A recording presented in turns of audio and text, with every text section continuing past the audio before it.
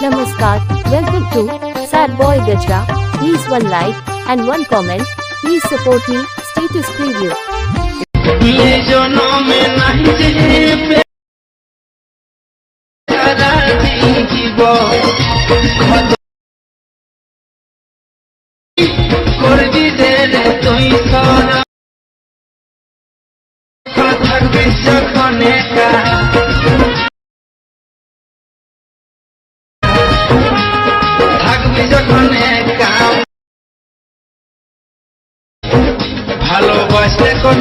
Channel को subscribe करो पहले। हाँ जल्दी करो, मुझे पता है कि आप लोग नहीं करते हो, वीडियो देखते हो लेकिन सब्सक्राइब नहीं करते। ये लाल कलर का बटन नहीं से दबाओ, जल्दी दबाओ, जल्दी दबाओ, फिर मैं शुरू करूँ। दबा दो जल्दी, दबा दिया, घंटी भी दबा देना।